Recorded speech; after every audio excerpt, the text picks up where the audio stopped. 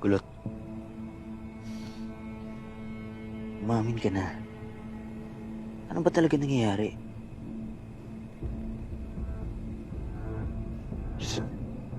Si Kidlat. Sumali siya sa gang ni Sob para mapalapit kay Berhel. May hawak kasi itong ebidensya tungkol dun sa nag-utos na sunugin yung si Ichun. Ibig mo sabihin, nagpapanggap lang si Kidlat na maging masama na bully para mapalapit kay Berhel? Oo. Sinasama siya sa mga racket nila. Lumalabas sila para magnakaw sa mga bahay. Pero mas malala yung mangyayari ngayon. Ano mangyayari? Papatay ni Jasper si Sob. Sumama si Kidlat para pigilan siya. Pero kailangan natin siyang tulungan.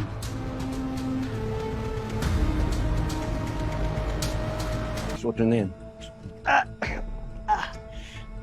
Anong nangyari sa'yo? Biglang humilab yung tiyan ko, boss. Sakit. Kaya mo ba? Kaya lang eh. Tara na. Tara na. Anak na, Nakakabahan na ata. papahamak tayo sa iyo eh. Mag-iingay ka pa sa loob. Ano? Diyan ka lang. Ikaw look out. Diyan ka Sige lang. na, sige na. Nakabahan lang yan. Tara na.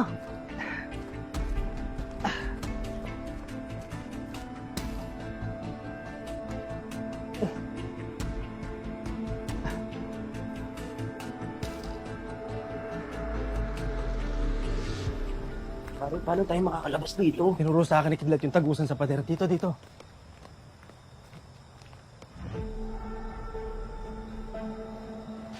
Anong gagawin nyo?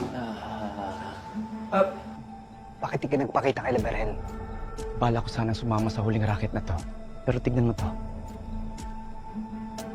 Tignan mo yung marka sa dibdib. Mga tropa natin to ah. Tama nga yung sinabi mo, Kidlat. Balak nga akong patayin ni Verhel.